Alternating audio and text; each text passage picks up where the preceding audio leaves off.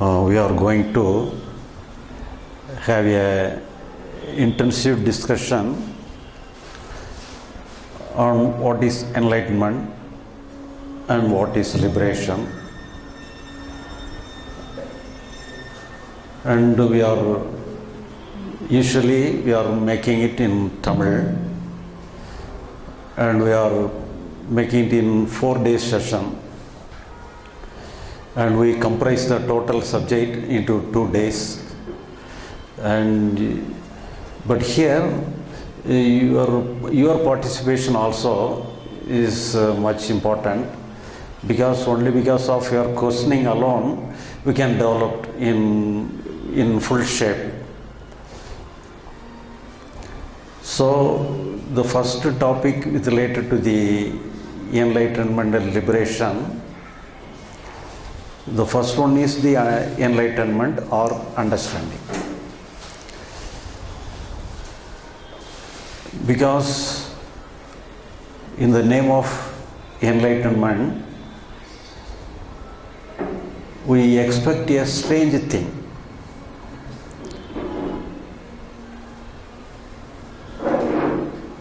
One day, one person from America, but he is an Indian, but he is working at US, and he called me over phone, and we talked certain things, and he told me that some things about the enlightenment. If one has to get the enlightenment, he has to get before 40 years of old. After 40 years, if you got the enlightenment, it will damage his entire body, because when we get enlightenment, we will get a thunderstroke in the head and in the entire body, just like a current, and we cannot resist, we cannot sustain, we cannot resist the power of the enlightenment. He said like this. And I humorously told him, if in such a case, if you go above 40 years, he has to attach some device to receive the thunderbolt, so make it earth. So in this way, we humorously attend his conversation. So some strange things like this going on. In the name of enlightenment, we expect a strange thing, but it is not at all. But in real sense of enlightenment, it is very common, it is very easy one. Each and everybody can be enlightened. It is a very simple thing. We cannot separate enlightenment from our day-to-day life. Previously, I have got interested only upon the teachings of J. Krishnamurti, and he used to say, only after enlightenment alone we begin to live. Our living started only after enlightenment. And I wonder how it is possible, but we have taken so much effort for years together, but I do not know what to do with enlightenment. But he simply says the life starts only after enlightenment. But I also doubt, is it possible like that? But actually it is so. Only after enlightenment alone our life starts, because the enlightenment cannot be separated from our real life, the day-to-day life. It is a part and parcel of our life. For example, someday a glass of milk is there. If anybody asks us what is the quality of the milk, what is the nature of the milk, if anybody asks the question, and we have to taste the milk, we have to taste the quality of the milk, taste the nature of the milk, and thereby after tasting or after experiencing the taste of the milk alone, we can say something about the milk. Otherwise we cannot say anything about the milk. But at the same time, we are having milk in a glass in a glass tumbler, and in another glass tumbler some pure water is there. If anybody asks you, can you identify which one is the water and which one is the milk? If we say I will taste both of them, then only I can say something which is milk and which is water. It is not necessary. On the very sight of the water and the very sight of the milk, we can very easily differentiate which one is water and which one is milk. We can very easily identify. So this is the case of enlightenment. We need not experience it.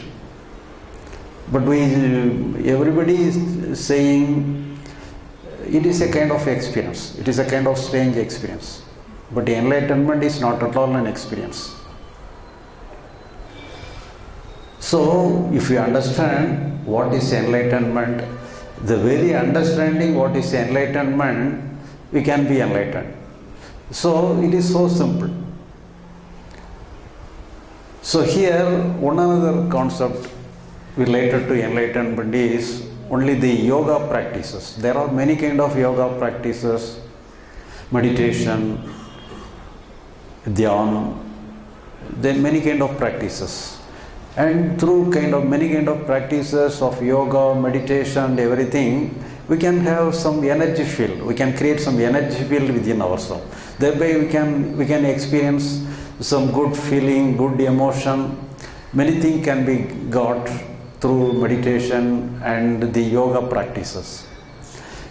And we associate the yoga practices along with the enlightenment. But actually it is quite away from the yoga practices, it is quite away from the meditation. Enlightenment is a simple thing, but we complicate the enlightenment along with the yoga practices and meditation. But through meditation and yoga practices, we can have some many kind of experiences. But the enlightenment is not related to any kind of experiences. It is something away from all kind of experiences. So, what is enlightenment? So, what is experience? So, that is the basic question before we understand what is enlightenment. But here we know all spiritual practices are towards the enlightenment and liberation. But why we want to be enlightened? Why we want liberation? And ordinary people will not long for liberation, long for enlightenment. So if we want to have enlightenment, liberation, some reason must be behind that search. So the reason behind the search is only because of our suffering, because we suffer a lot. When we are in the early period of our age, as just like a boyhood or a childhood, we are enjoying the world, enjoying the life. There is no problem in our life. So when we are getting old, we are having the intellect.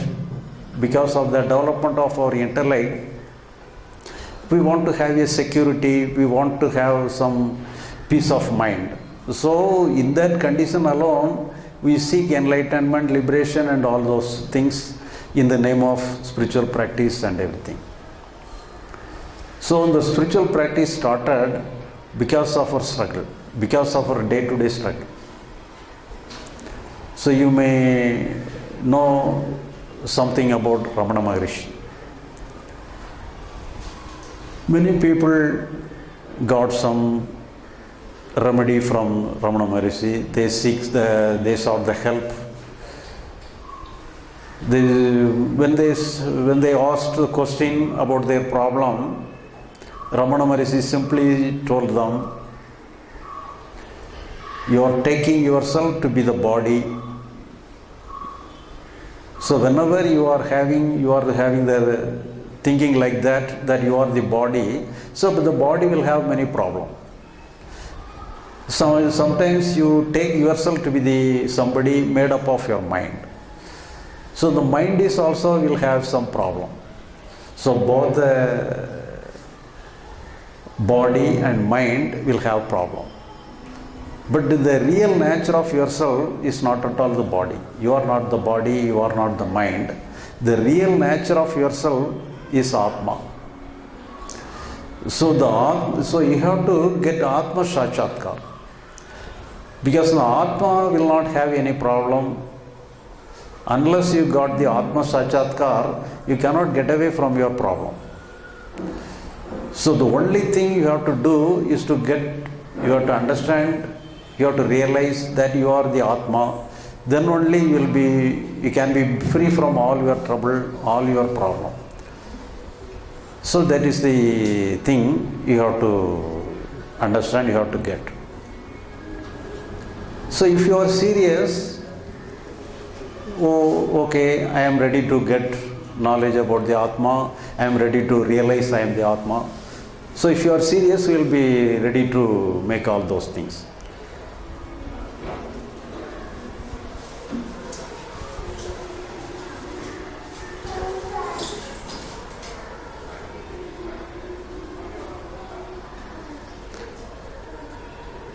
Not functioning? Oh.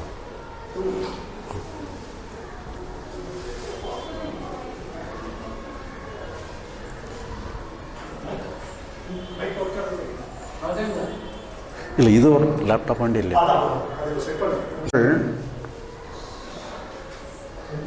If there are, in case of, not only in the case of Ramana Maharishi, all the scriptures, all the masters, everybody says that, so we have to know we are our real nature of ourselves is Atma. Unless we know we are Atma, we cannot know the reality of our life. We cannot be free from our problems. So the only remedy they tell us that we have to understand, we have to realize we are Atma. So that is the only remedy for theirs. But how can we understand, how can we realize, how can we know we are Atma?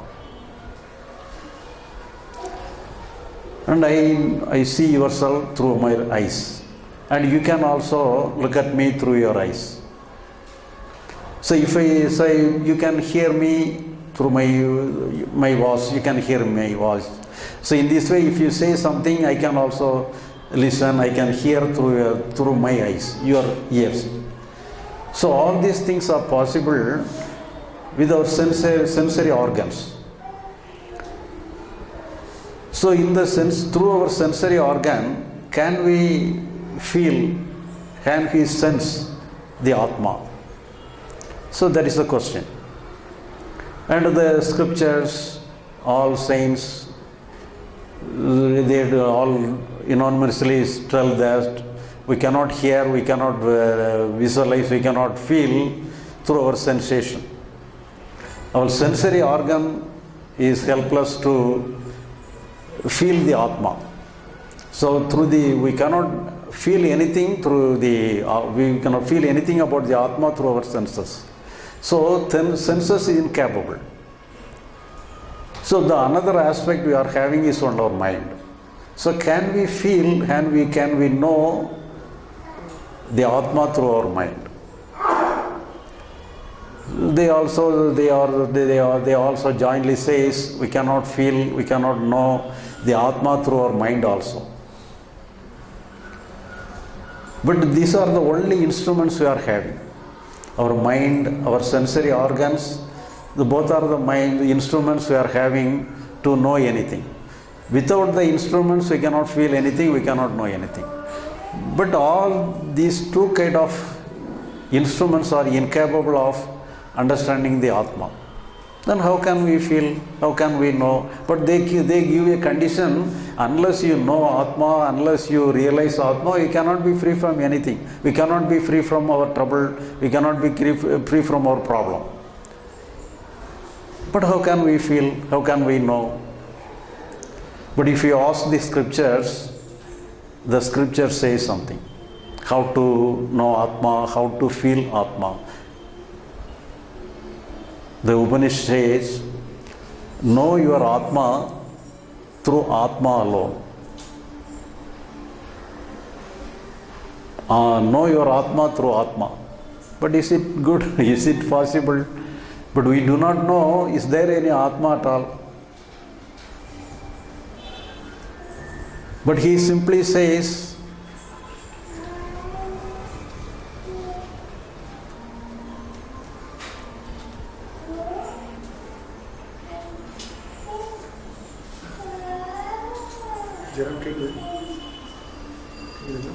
no.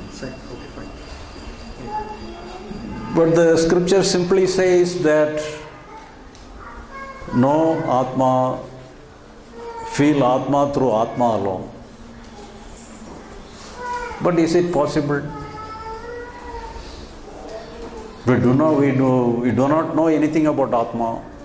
Without knowing anything about the Atma, we are searching, we are inquiring, is there anything such in the name of Atma? And they all jointly says that unless you know Atma, you cannot be free from any trouble and problem. But somebody who was asked question related to problem towards the Saint Ramana Maharishi, asked some clarification. He said, Atma Sakshatkar alone will give relief to all our problems. But we cannot know how to feel Atma, how to know Atma. But you invariably says we have to get Atma Sakshatkar. Unless we got Atma Sakshatkar, we cannot be free from the problem. But how can we get Atma Sakshatkar? Is it possible through our sensory organs? Is it possible through our mind? And Ramana Maharishi also said the same thing. We cannot feel it through our sensory organs. We cannot feel it through our mind. So the questioner asked some clarification. So if we cannot feel, we cannot know Atma through our mind, we cannot Atma through our sensory organ, how can we feel? How can we have the Atma Sakshatkar? Please tell the way. So in this context, Ramana Maharishi changed his stand. There is nothing in the name of Atma Sakshatkar. There is nothing in the name of Atma Darshan. It is our custom to say like that. But there is nothing in the name of Atma Sakshatkar, there is nothing in the name of Atma Darshan. But we say like this. Time immemorial, we are using the word like this. So in the same way, I am also using the same way. But actually, we have to free from the ignorance. We have to free from the ajnana. If you free from the ajnana, if you are free from the ignorance, then only it can be considered that you have got Atma Sakshatkar. That can be considered that you feel Atma.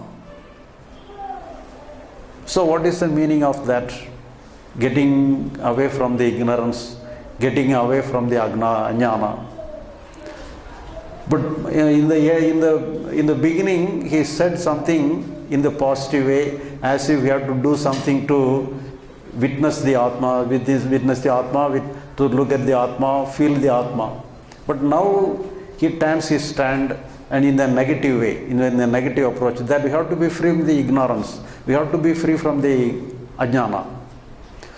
So what we have to do? But if anybody says we have to know Atma in such a way, then we may know something, we can feel something, we can do something to get the Atma Sakshatkar or anything in a positive way. But here there is no possibilities of doing anything to get the Atma Sakshatkar. He simply dismissed the point. There is no such thing in the name of Atma Sakshatkar, there is no such thing in the name of the Atma Darshan. Now what is the thing we have to do? We have to be free from the ignorance. We have to get away from our ajnana. So what we have to do to get away from our ignorance? Now we have to think in a different way. So now we have to think what is ignorance and what is enlightenment, what is jnana and what is ajnana. But so who is having the ignorance? Who is having the ajnana?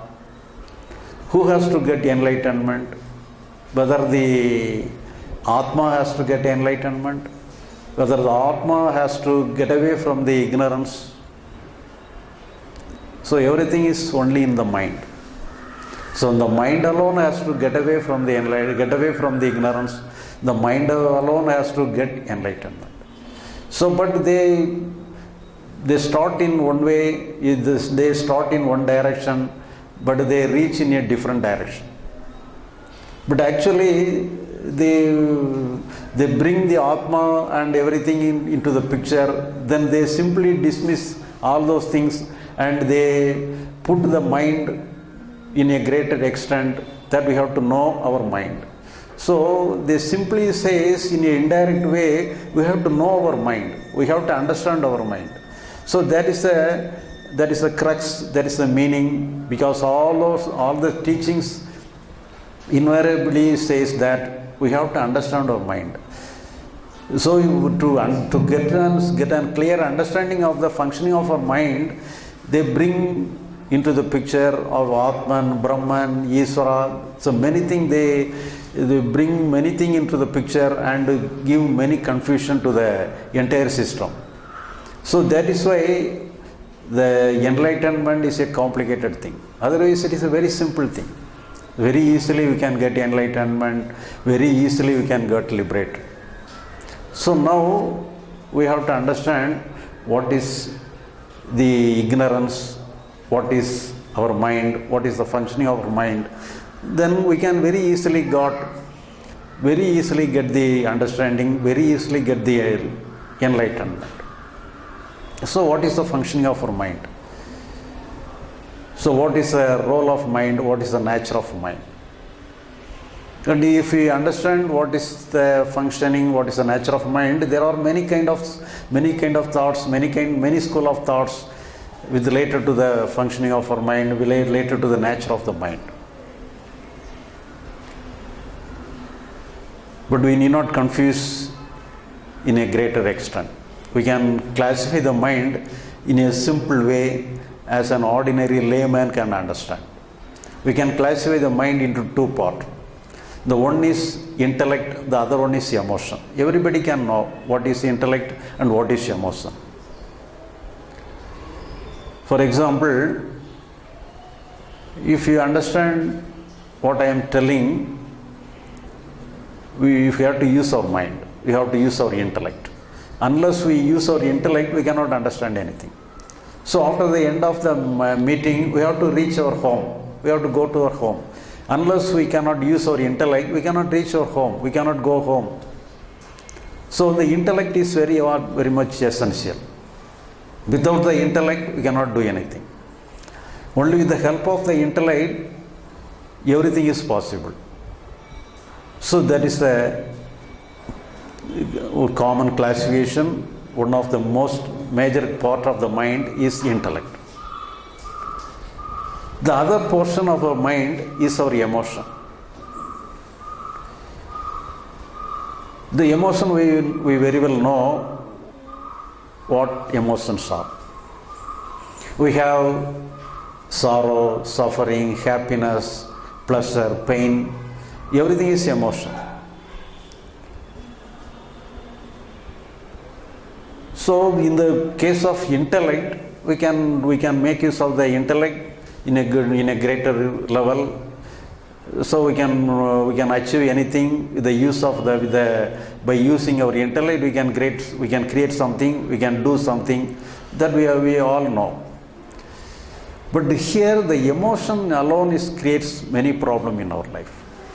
For example, everybody wants to have a peace of mind, everybody wants to have some joy or happiness, but the mind is not under our control. So the emotion is not under our control. But whenever we have some peace of mind, we will have, naturally we will have some tension or anything other thing without our knowledge, without our interest, without our intention. See, unintentionally it comes. So all our emotions comes on its own. We cannot do anything. So only the enlightened persons alone have the understanding, have the knowledge how to have control our emotion. How to control our emotion, the enlightened persons alone know. So then only that is the reason because why we are going after our enlightened masters. So we are asking them, please tell us how to control our emotion, because the emotions are torturing us very much. So in this way we are approaching the enlightened masters. So actually all the enlightenment masters know how to control the emotion, how to take control over all the emotions, and they know what is the function of our emotions, what is the nature of our emotion, what is the function of our mind. But if you understand the life history of many masters, we can know something. For example, in the case of Ramana Maharishi, he got enlightenment at his age of 16. He has not got any practice previously. Without any practice, without any knowledge about scriptures, he got enlightenment at this age of 16. One day he got the fear of death. He do not know how to face the fear of death. He simply accepted the fear of death. He did not do anything more than that. He simply accepted the fear of death. By accepting the fear of death, he got enlightenment. How is it possible? But yeah, it was possible to him. It happened to him. He got enlightenment. It is not a lie, it is a fact. How is it? How it has happened? How was it possible? But there are many masters like this. Without their knowledge, they got enlightenment. But if you understand how they function in step-by-step manner, if you analyze the life history of many masters, we cannot find the correct view, correct statement of how he got enlightened. But in the case of Buddha, we can get some glimpse of his journey. Thereby we can get some understanding, some glimpse of what is travel, what is got. Thereby we can have an idea what is the process of enlightenment. But you know something about Buddha, something about the journey of his practices. Actually, he was a son of a king, and one day some astrologer told that in future he became a monk, completely go away from the family life, and he will become a monk. So the father and mother, the parent of the Buddha, afraid of him, and they protected in a way that so they keep him in a good places without having any knowledge about the bad things of the world. And he got married, he got a child also. But one day he came to have the knowledge of a disease, some person with some disease, and some aged person, and some dead person. So in that circumstances, he got some idea. So what is the nature of the world? What is the nature of the life? So everything is meaningless. So somebody some born and got some disease and get too old and you won't died forever. So what is the meaning of life? So he confused. So he wants some remedy. He wants some remedy for some grief of the world. So he tried to get some remedy for that. So for that he renounced his day-to-day life. He renounced the family life, renounced the kingdom, everything he renounced, and he got away. And he go to the forest and seek the help of some other masters. And two masters guided him. So with the help of two masters, he done many practices, some yogi practices. He did many meditation, many kind of meditation. So through meditation, we may also have some knowledge about meditation. When we do some meditation, naturally we will have some energetic power, we will have some energy field, we can create some energy field within ourselves. With the help of the energy field, we can feel better. When we do some meditation, we will be, for a certain time, we will be blissful. But everything will last for a few minutes or few hours. After that, once again we'll be in the old turmoil. So all our problem will come again. So in this way, Buddha also faced the same thing. When we did some meditation and got some good emotion, good energy field, he feel all right. But after that, it is over. Once again he was struggling with his problem, struggling with this old turmoil. So he wanted to practice more and more to retain his good emotion, good experience. And thereby he faced many problems. His body became ill, and many complications got in his body. So he come to a conclusion, he cannot proceed further anymore. So in that desperate condition, he sat under a tree, not knowing to do anything more, because he has did everything what is possible, what is told. He practiced everything. After that, he cannot reach the thing he expected.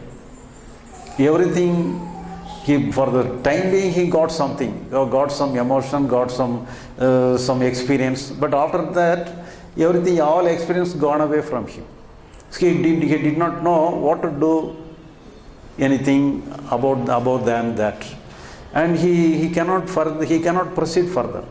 So in a desperate condition, he sat under a tree, not doing anything, not know anything to do further. But in that condition, he got the enlightenment as he expected. Without his expectation, he got some change within himself. He got the remedy, he got the relief, what he has sought. He is surprised because previously he did many things towards the enlightenment, towards the liberation. He did many things, but he did not got anything. But when we sat without doing anything, he got what he is expected to get. He really surprised how it has happened, how it was possible. And he looked at him, what has happened to him inwardly.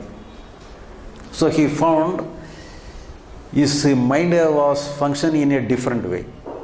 Previously his mind was functioning in a different way. After this happening, his mind was functioning in a different way. He named that functioning in the name Nirvana state, the state of Nirvana. And he told, I have got something, it is already within me. I have not created through my practice. It cannot be created, it cannot be attained through any practice. So, anybody can, but it is already within ourselves. We can get it, anybody can get it. I have got it within myself. I have not created it. I have not got it through my practice, but it is already there. So whoever find out the thing within himself can be liberated, can be enlightened. So the nirvana state is already there, already within our minds, already within ourselves. So what is that state? Is there anything in ourself, in our mind, in the name of nirvana? Whether Buddha is the first person to know about the nirvana state, all other saints, all other masters did not have any knowledge about the thing, whether our scriptures did not say anything about that. Everybody says about that. All masters are saying the same thing, but in a different name.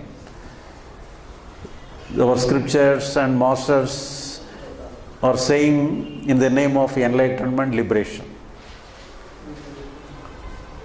But Buddha said it as the nirvana state. But everything is one. But what is the state? What kind of understanding he has got?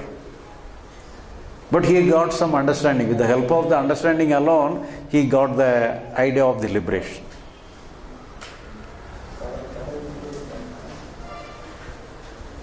So here, some understanding is required. With the help of the understanding, he got the liberation. So what kind of understanding he has got?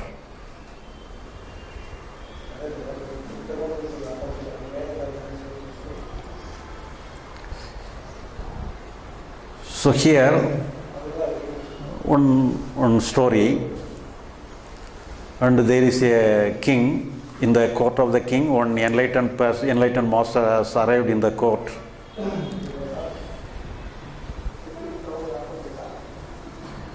And everybody asked clarification of their problem. And the king also asked some clarification for their doubt.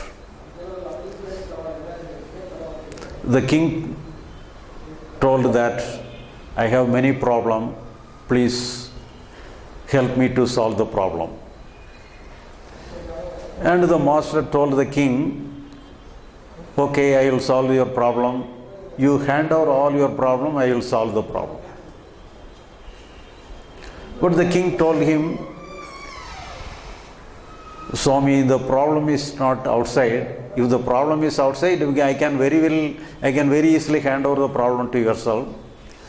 But the problem is within my mind, within myself. How can I hand it over to you? So all the problems are within myself, within my mind. So the enlightened master told him, so you need not. So if the problem is in your mind, so you need not hand it over to me. But you do one thing. So though you said the problems are within your mind. So if you feel the problems are within your mind, it must be there in some place of your mind. It must be in some place of your mind. So you do one thing. You look at your mind and you fix the problem where it is placed, where it is happening, where it is there. You locate the problem, the spot of the problem, where is the actual spot of the mind, all your problems are existing. And the king also look at his own mind, where the problems are existing. And he told the master, so when I look at my mind inwardly, I cannot find any problem within the mind. Now the master asked, you yourself told me you have many problems in the mind. Now you yourself told me that there is no problem in your mind. So actually whether there is any problem in your mind or not, please tell me. Or Are you seeking remedy for the real problem, or you are seeking remedy for the unreal problem? If the problem is there, whenever you when you look at the problem must be there. But if you look at the problem is not there. But actually the question is that whether the problem is existing or not. Are you seeking remedy for the existing problem or non-existing problem? If the problem is there, it is good and natural to get remedy for the problem. If the problem is not existing, what is the necessity for getting any remedy for the problem? So the problem is like this. Now,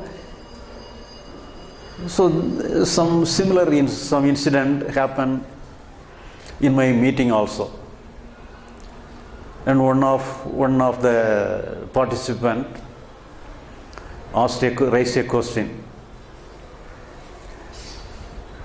I have got anger very easily.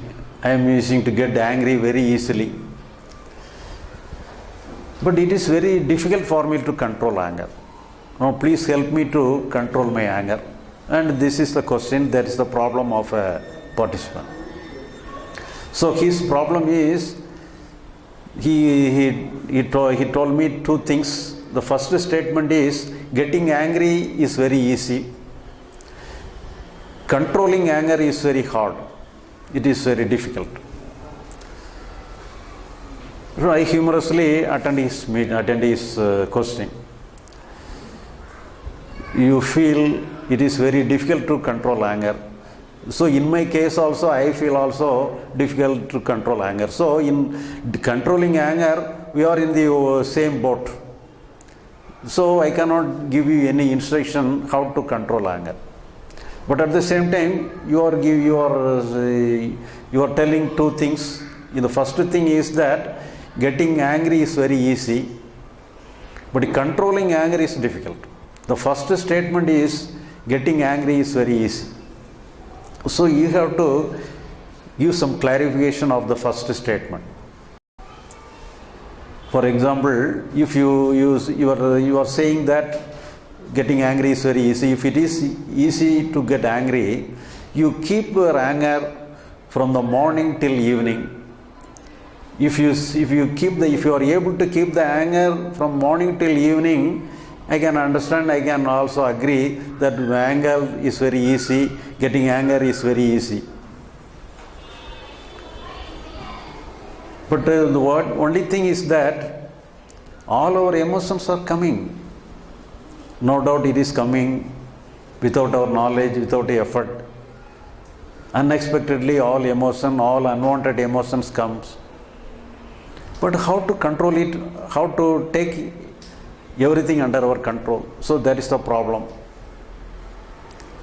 So what is the technique all the masters got with related to the emotions? So that is the question. For example, each and everything got a life duration. So if you analyze any emotion, what is the life duration of our emotions? We are afraid of our emotions. We are afraid of our sorrow. We are afraid of our tension. We are afraid of our anger. So what is the life duration of our emotion? Will it be one day or 1 hour or 1 month? What is the life duration?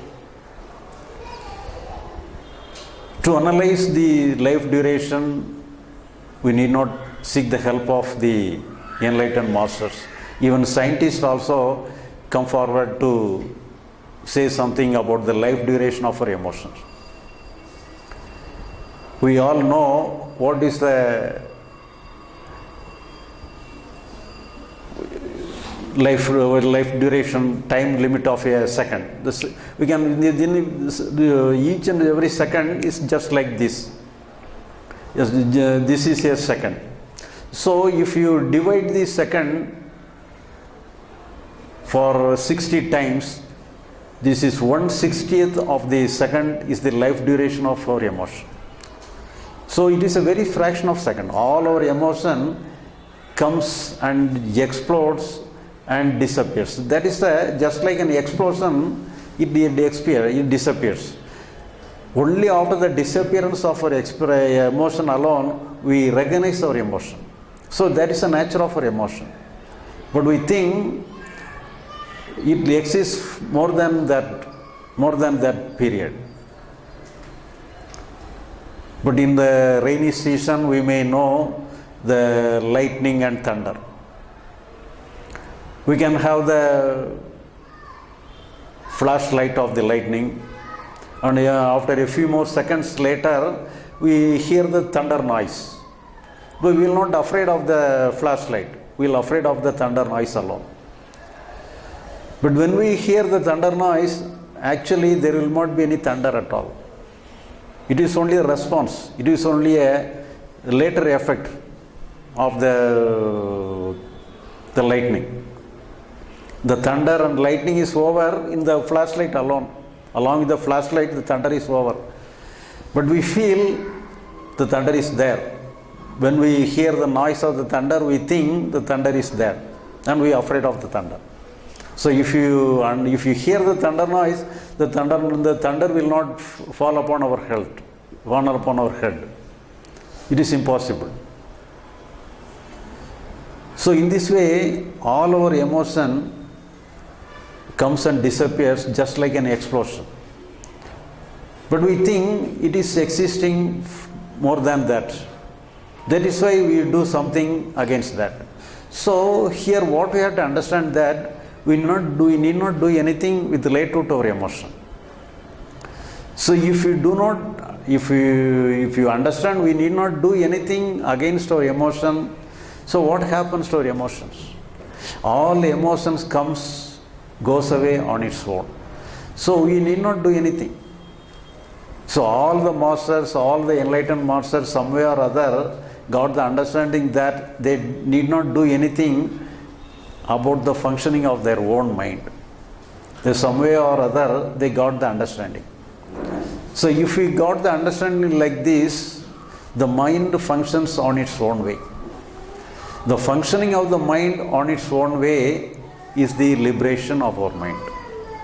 So the understanding that we have no work within the function of our mind, the very understanding is enlightenment. So enlightenment is nothing more than that we have no work within our mind. The very understanding leads the freedom of mind. It creates the freedom of mind. So if your mind functions freely, the free mind is the liberation. So in the free mind, in the liberated mind, nothing will survive. All things will come and go, all things will appear and disappear in a natural way. So that is for that we have to inquire, we have to understand, and we have to find out that we need not do anything within our mind. For example, you may know something about the sensory organ.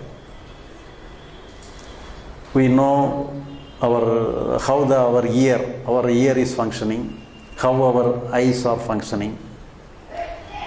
For example, we hear a music, we listen to music,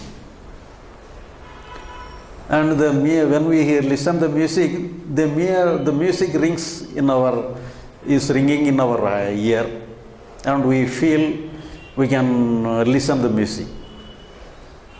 So if the music is over, the ringing sound is also over. So at the same time, in the same way, if we look at an object, the object reflects in our eyes. So if the object goes away, the reflections also goes away. So all our sensory organs functions in the same way. So it will create some reflection. Whenever it faces thing related to the sensory organ, it reflects. When we hear a sound, when we look at an image, it reflects in our sensory organ. So when the object is gone away, the reflections also go away. In the same way, the mind is also a sensory organ. Our mind also reflects what we face. when we face a situation, it reflects in such a way, it will create some reflection in our mind. But at the same time, but unlike the other sensory organ, the mind begins to retain some good thing, want to resist some bad thing. It wants to retain some good sensation. It wants to be free from some bad sensation. It creates a struggle within itself. It loses the capacity, it loses the status of a sensory organ. So only after the enlightenment, liberation, our mind once again got the status of a sensory organ. So all the innocent child are in the state of the liberation, and that is why our mind is functioning in the status of sensory organ. But when we understand we have nothing to retain, nothing to attain in the sensory or in the mind, so once again we got just like a child, we once again got the innocent state. So actually the innocent state is the liberated condition. The liberation is nothing but the innocent state. The innocent state and liberation is same. For that we have to understand. So if you think we have to get something within the frame of the mind, within the state of the mind, that is the yoga practice. In the yoga practices, in meditation, we are creating something. We are creating some energy field within ourselves. But it is only for the beginners. Only for the beginners it is good. So then only they can know something, they can do something, they can get something. So everything is very good for the beginners. But also it is also some burden, it is also some problem. So you have to free from the yoga practices also. Then we have to put down everything. So in the case of liberation, we need not do anything. So for that, the understanding alone is enough. So what kind of understanding is needed is that we need not do anything psychologically. In the level of mind, there is no work is needed. So if you understand no work is needed within the mind becomes liberated. So if the mind becomes natural, the natural functioning of the mind is liberation. So for that, what we require is the understanding. For that, we have to inquire in various aspects. We have to inquire the nature and the life, how all the saints, all of the masters got the enlightenment, what the intention of the scriptures. There are many scriptures, there are many philosophy. We have to understand the nucleus, the intention of the scriptures also, because if you understand yourself, then you will find all the scriptures support your understanding. So all the scriptures, some way or other, aiming the nucleus of the understanding. So you can find out all the support of the scriptures also. For that, the main thing is that we have to understand that we need not do anything psychologically for this, because this very understanding will help everything. So this is the first aspect we have to understand. The next aspect we are going to deal with today is what we have to do psychologically, what we do not do psychologically. But even though we need not do anything psychologically, we have many things externally. Externally we have many duties, many problems, many things we have to attend. Even though we need not attend anything psychologically, we have to attend many things externally. So what is the relationship between the psychological world and the external world? What we have to do psychologically? What is our role in the external world? What is our role in the psychological world? That is the second aspect of our the discussion today. And the first aspect of this session is over. And now we can have some clarification related to our. Okay. Take the chair and put it on top. In the side load. Understood. Now the first, this is totally different from what you have heard so far. I think that's what I had also told. So obviously there has to be some doubts. You need to get clarified. You can ask any doubt on this. Okay? You can ask in English. Suppose asking in English is not comfortable, you ask in Tamil. Okay? If you are comfortable with Tamil. If you feel comfortable, you can come here, or otherwise you can write something in your paper, also put it.